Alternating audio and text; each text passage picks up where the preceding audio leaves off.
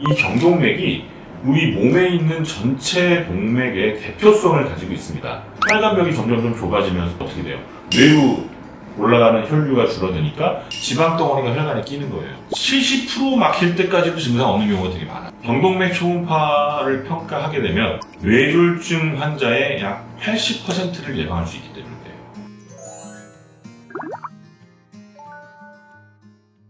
안녕하십니까, 외교회 의원의 이종표입니다. 지금까지 저는 유튜브를 하면서 여러분들이 하체 건강에 관련된 내용들을 많이 다뤘었어요. 근데 오늘은 조금 다른 얘기를 하려고 해요. 오늘은 경동맥, 동맥 경화에 대한 얘기를 할 거고요. 아무래도 날씨가 추워지고 이렇게 온도가 급변하고 그러면서 우리의 혈압도 오르락내리락 하잖아요.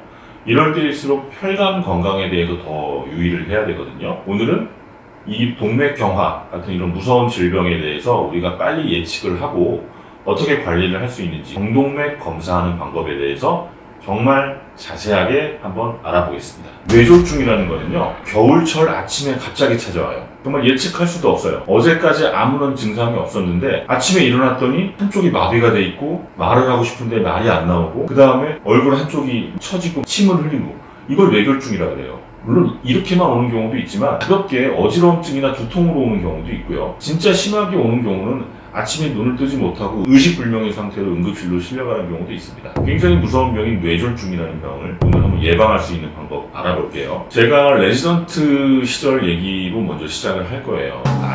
라떼는 뭐 옛날 얘기처럼 들릴 수 있지만 조금 들어보세요. 신경외과 레지던트 때는, 특히나 1년차 때는 거의 잠을 못 잔다고 보시면 돼요. 하루에 많이 자면 한 2시간 잤던 것 같아요. 물론 짬짬이 낮에 막 몰래 조금씩 자는 거 다 합치면은 그래도 한 4-5시간은 잤겠지만, 밤에 순수하게 연속으로 잘 수 있는 시간이 저는 하루에 2시간 넘었던 적이 별로 없습니다. 왜 그러냐면 중환자실에 환자 다 처방하고 케어하고 그날 하루가 한 3시에서 4시쯤 마무리가 되면 잠이 들거든요. 보통 아침 컨퍼런스가 7시 반, 8시에 시작을 하니까 그래도 한 3시간은 잘 수 있겠다 하고 잠이 든단 말이에요. 근데 아침 6시 반에서 7시 사이에 꼭 이 뇌졸중 환자분들이 응급실로 오세요. 그럼 결국에 한 2시간밖에 못 자는 거예요. 그때는 왜 뇌경색과 뇌출혈 환자들은 왜 이렇게 아침에 많이 올까? 막 이런 생각도 많이 하고, 그냥 편안하게 낮 시간에 조금 여유 있을 때 오면 참 좋은데 꼭 내가 잠자야 되는 시간에 환자분들이 응급실로 오시네. 힘들다. 이런 생각 많이 했거든요. 사실 뇌졸중 환자가 아침 응급실로 올 수밖에 없는 이유는 몇 가지가 있습니다. 우선 첫 번째로 잠자는 사이에 뇌졸중이 생기겠죠. 그러면 아무도 발견을 못해요. 안타깝죠. 그래서 아침에 발견을 하는 거예요. 그러니까 이게 1시에 생겼는지 2시에 생겼는지 알 수가 없어요. 어쨌든 아침에 모든 식구들이 다 일어나서 깨웠는데 못 일어나시거나, 아니면 아침에 딱 눈을 뜨고 일어났더니 팔이 한쪽이 안 움직이고 앞면이 마비가 돼 있고 이게 눈이 처져 있고, 이렇게 발견이 되기 때문에 아침에 응급실로 많이 오시고요. 그때는 정말 안타까운 게, 이게 언제 생긴지 알 수 없으니까 이미 골든타임을 놓친 경우도 많아요. 이게 4시간 전에 생겼는지 6시간 전에 생겼는지 그거를 모르죠. 그래서 우선 최선을 다해서 치료를 하긴 하지만 좀 늦게 도착해서 치료가 좀 늦는 경우도 있다. 그 이외에 의학적으로 아침에 뇌졸중이 잘 생기는 원인들이 몇 가지 있습니다. 첫 번째로 아침에 눈을 뜨면 갑자기 혈압이 상승을 합니다. 혈압이 올라가면서 혈관의 압력이 확 올라가겠죠?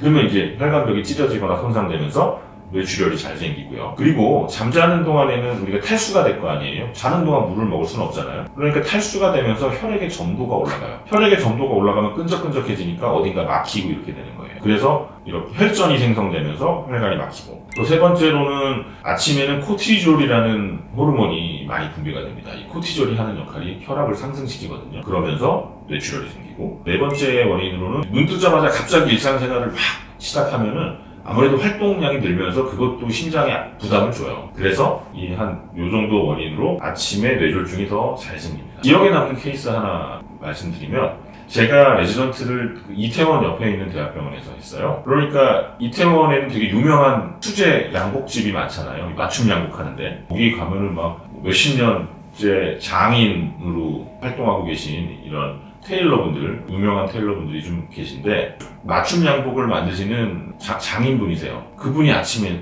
응급실로 실려 오신 거예요. 하필이면은 왼쪽 뇌에 뇌졸중이 생겼어요. 왼쪽 뇌가 하는 역할이 우리 언어 중추도 왼쪽에 있고요. 왼쪽 뇌가 망가지면 오른쪽 마비가 오거든요. 그 오른쪽 팔을 못 쓰는 거예요. 이분은 손으로 양복을 직접 한 땀 한 땀 뜨시는 그런 맞춤 양복의 장인이신데 오른쪽 손이 마비가 되니까 너무 본인의 직업을 이제 잃게 된다는 걱정 때문에 너무 속상해하시고 너무 괴로워하시고 이랬던 환자분이에요. 이분은 내가 정말 치료를 나의 모든 걸 다 쏟아부어서 치료를 해드리고 싶다 이런 생각이 들 정도로 물론 이제 뇌출혈로 수술하시고 재활치료 진짜 열심히 하셔서 많이 회복이 되긴 하셨지만 이제 어느 정도의 후유증은 좀 남았어요. 그만큼 이 뇌졸중은 무섭습니다. 한순간에 나의 직업을 뺏어갈 수도 있고 내가 그동안 이루었던 게 무너질 수도 있는 거예요. 그래서 뇌졸중은 예방이 그만큼 중요합니다. 우리가 예측할 수 없기 때문에.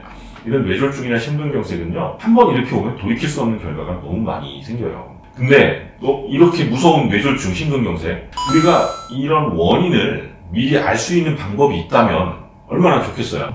그래서 오늘 제가 이런 영상을 준비하는 겁니다. 경동맥 초음파로 우리의 뇌졸중 위험도를 예측을 할 수가 있고 그 위험도에 따라서 우리 일상생활을 변화시킨다면 충분히 여러분의 뇌졸중과 심근경색을 예방할 수 있기 때문에 오늘 영상 놓치지 말고 끝까지 한번 보세요. 자, 오늘 경동맥 초음파에 대해서 자세하게 알려드릴 건데 일단 경동맥 초음파가 뭔지를 알아야죠. 여기 보면 목에 이렇게 심장에서 뇌로 연결되는 이 동맥, 목에 있는 동맥을 경동맥이라고 부르는데 이 경동맥을 이용해서 옛날에 검사를 많이 했어요. CT랑 MRI가 없던 시절에는 여기다가 주사를 콕 찔러요. 그 다음에 관을 연결해서 조영제를 쏘면 이게 뇌 안으로 들어가는 모양이 보이겠죠. 그 모양을 통해서 이게 뇌출혈이 어느 부위에 있다 뭐 그런 걸 예측을 하고 아니면 뇌종양이 어느 부위에 있다 이런 걸 예측을 해서 거기에 맞춰서 수술 플랜을 짜고 그랬어요. 진짜 옛날 얘기죠. CT랑 MRI가 없던 시절에 조영제를 쓰고 엑스레이를 막 시리얼하게 찍는 거예요.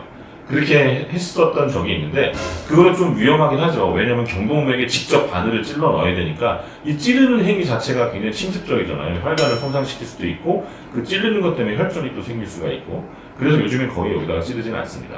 대신에 요즘은 이제 초음파라는 아주 좋은 장비가 있잖아요.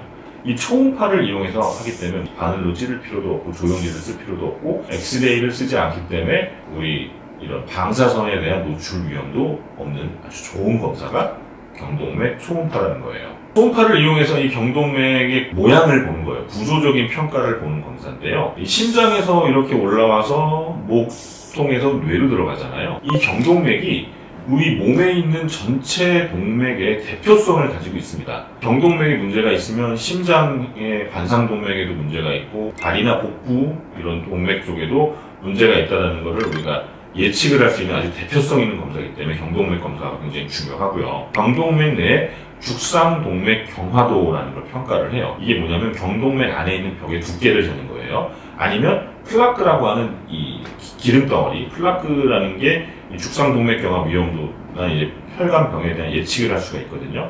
그래서 이런 경동맥 플라크를 초음파로 측정을 할 수가 있고 만약에 경동맥 협착이 있다. 협착이라는 건 좁아지는 거잖아요. 혈관벽이 점점 좁아지면서 어떻게 돼요? 뇌로 올라가는 혈류가 줄어드니까 그게 뇌경색이나 나중에 뇌출혈로 이어질 수가 있습니다. 이런 경동맥 협착의 위치와 정도를 평가하는 그런 검사가 되겠습니다. 그럼 죽상동맥 경화 이거부터 이제 뭔지 한번 알고 넘어갈게요. 이런 그림 뭐 봤잖아요. 동맥이 이렇게 흐를 때요. 이렇게 흐를 때 갈라지는 부위 있죠. 이렇게 갈라지는 부위에서 터뷸런스가 많이 일어나요. 혈류가 와류가 많이 생긴다는 거예요. 물이 흐를 때 아무래도 한 곳에서 쭉 흐르는 것보다는 이 갈라지는 부위에 혈액이 충돌하면서 충격도 많이 받을 거고 충돌하면서 이렇게 핑핑핑 돌 거 아니에요. 그러면서 이 혈관벽에 상처를 잘 내겠죠. 그래서 이런 부위에 이런 죽상동맥 경화라든가 플라크 같은 것들이 잘 생깁니다. 이런 데 잘 쌓인다는 거죠. 서로 갈라지고 부딪히고 충돌하는 부위에. 정상 혈관에서는 이런 식으로 혈액이 잘 한쪽 방향으로 흐르지만 상처가 나서 기름기가 끼기 시작하면 점점 좁아지고 나중에 이 기름기가 터지게 되면 완전히 막히게 되는 거예요. 뭐 이런 그림 많이 보셨죠. 정상 혈관에서는 깨끗하지만 문제가 생기면 기름이 여기 쌓이면서 덩어리를 이루게 되면 경동맥 협착이 일어난다. 그런 뜻이에요. 정상 혈관은 이렇게 생겼지만 혈관벽 사이사이에 이렇게 기름기가 끼기 시작을 합니다. 고지혈증이 있을 때 이런 게 잘 생기겠죠. 아무래도. 이거를 초음파로 보는 거예요.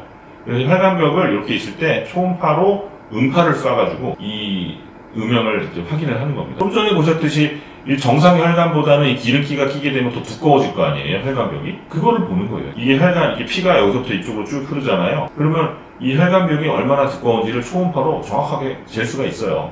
이 두께를 재서 현재 혈관벽의 기름이 어느 정도 꼈구나. 두꺼울수록 더 안 좋겠죠. 보통 0.9가 넘으면 절대적으로 굉장히 위험하다 이렇게 생각을 하는데, 물론 연령대에 따라서 조금은 다릅니다. 초음파로 이런 검사를 할 수가 있다. 정상 혈관에서는 두께가 이렇게 보이지만 안에 기름기가 끼게 되면 이게 두꺼워집니다, 혈관벽이. 이 검사만 가지고도 당신은 뇌졸중의 위험도가 있습니다. 아니면 경동맥이 이 정도면 이거 심장 관상동맥 분명히 문제 있습니다라고 우리가 예측을 할 수가 있고, 예측을 했으면 어떻게 해요? 예방을 하고 치료를 미리 할 수 있으니까 뇌졸중이 오거나 심근경색이 오는 거를 막을 수가 있다는 겁니다. 플라크라는 것도 뭐냐? 아까는 이제 죽상동맥경화라고 했어요. 죽상동맥경화라는 단어 설명 좀 드리면, 죽이라는 게 말 그대로 죽이, 우리 죽 걸쭉한 거 있잖아요. 그 걸쭉한 거 이제 기름기, 쉽게 얘기해서 혈관에 기름이 끼니까 혈관 안쪽에 걸쭉한 덩어리가 꼈다. 그래서 죽상동맥경화 이렇게 얘기를 하는 거고요. 실제로 그렇게 말랑말랑하게 죽처럼 되는 경우도 있고, 아니면 되게 딱딱하게 섬유화가 되거나 석회가 껴서 딱딱한 경우도 있지만, 그냥 통칭해서 죽상동맥경화라고 부르는 겁니다. 이렇게 해서 혈관벽의 두께를 재서 위험도를 평가할 수가 있다. 그 다음은 플라크. 플라크는 덩어리예요. 치과 가면은 이 사이에 플라크가 꼈어요 이런 얘기 하잖아요. 그래서 뭐가 덩어리가 꼈다는 거죠. 혈관에도 플라크가 낍니다. 동맥경화에서 우리가 말하는 플라크라는 거는 지방덩어리예요. 지방덩어리가 혈관에 끼는 거예요. 보통은 구성 성분을 보면 지질, 그다음에 콜레스테롤, 칼슘, 그다음에 이게 오래되면 이제 섬유화가 되면서 칼슘이 끼고 섬유 조직 등이 돼서 딱딱해지겠죠. 이런 걸 플라크 덩어리라 그러는데, 이런 덩어리가 언제 어디에서 끼겠어요? 이런 데 낍니다. 이 한강, 저 오늘 한강 뛰고 하는데 이 장면을 보고 이거를 가지고 여러분들한테 설명드리면 좀 이해하기 쉽겠다라고 생각해서 찍어온 거예요. 한강물이 이쪽에서 이렇게 흐를 때요, 여기가 그냥 이렇게 튀어나온 게 없다면 이런 낙엽 같은 불순물들이 여기에 이렇게 끼지 않겠죠. 그냥 쭉 흘러나가겠죠. 근데 물이 흐르다가 이렇게 뭔가 딱 튀어나온 턱이 있으면, 아까처럼 혈관이 갈라지거나 이런 부위들, 이런 턱이 있으면 그쪽으로 해서 이렇게 플라크들이 끼는 거죠. 이런 찌꺼기들이 흐르다가 이런 찌꺼기들이 끼기 시작하면, 시간이 지나면 얘가 점점점 많아지면서 완전히 덩어리가 되고, 이 덩어리가 끼기 시작하면 여기가 완전히 딱딱해져서 나중에 제거하기가 더 힘들어질 거예요. 그래서